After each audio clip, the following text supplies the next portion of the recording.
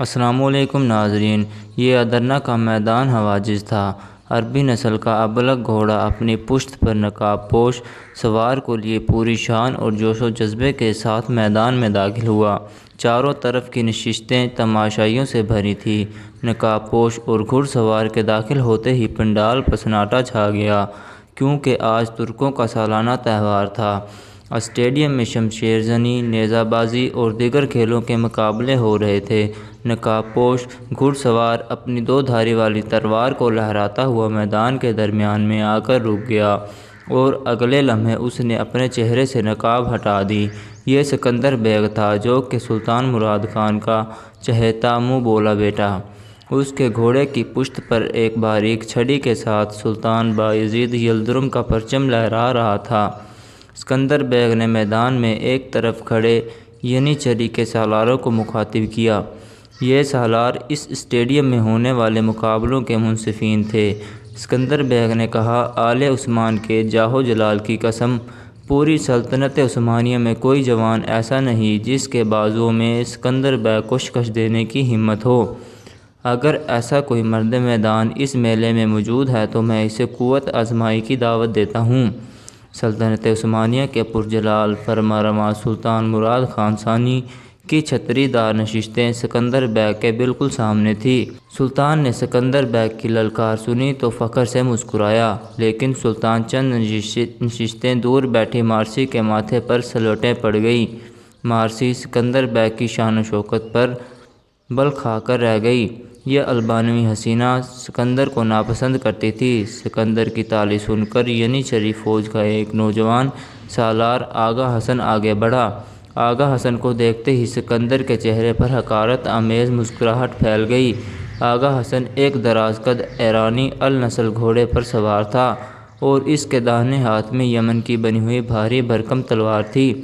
مقابلے کے دونوں شریک ایک دوسرے کے سامنے آئے تو پورے میدان میں سنسنی کی لہر دوڑ گئی۔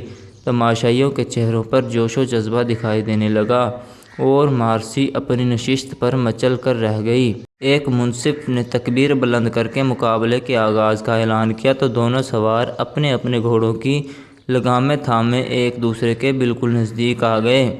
سکندر بیگ نے رعونت آمیز لہجے میں کہا، بہت خوب نوجوان، مجھے تمہاری جرأت دیکھ کر حیرت ہوئی ہے۔ میں تمہیں حملے کی پہلے کی اجازت دیتا ہوں۔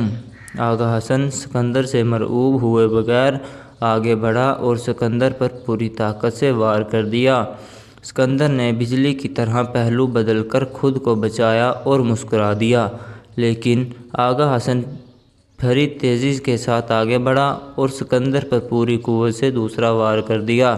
سکندر کا گھوڑا اپنے مالک کے مزاج سے اچھی طرح واقف تھا۔ گھوڑے نے آن واحد میں پینترا بدلا اور آغا حسن کا دوسرا وار بھی خالی چلا گیا۔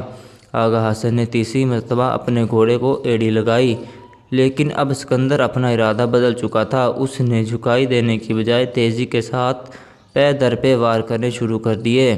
میدان میں تلواروں کی آواز دور دور تک گونجنے لگی۔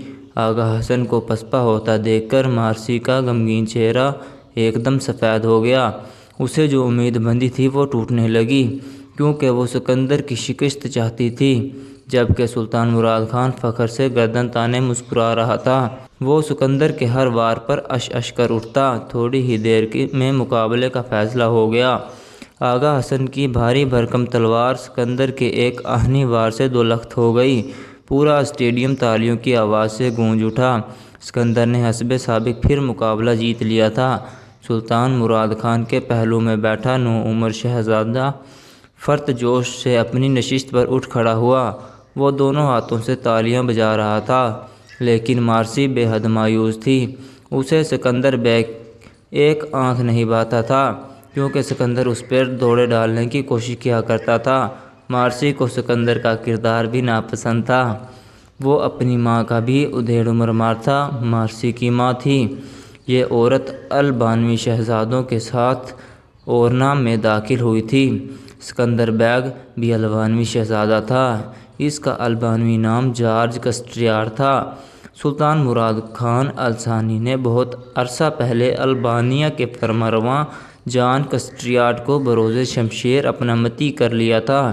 جان کسٹریاٹ نے سلطان سے منت کر کے اپنے ریاست کی واپسی کا مطالبہ کیا۔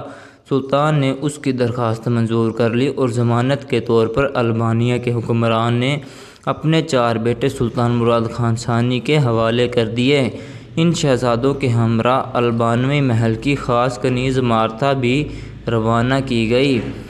مارتھا سلطنت عثمانیہ کے دارالخلافہ ادرنہ میں آئی تو اس نے بہت جلد اشرفیہ کے طبقہ میں اپنا اثر اور شوق پیدا کر لیا۔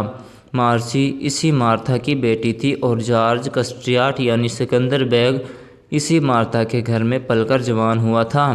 سکندر بیگ نے ینیچری کی طبیعت کے مطابق عیسائیت ترک کر کے اسلام قبول کر لیا تھا، لیکن مارتھا ابھی تک اپنے مذہب پر قائم تھی۔ مارسی کے دل میں اگرچہ اسلام کے لیے بے حد نرم گوشہ تھا، لیکن ماں کا خوف، وہ ابھی تک عیسائیت مذہب کی پیروکار تھی۔ مارتھا ایک کریکٹر مذہبی عورت تھی اور اسلام کے خلاف بے پناہ تعصب رکھتی تھی۔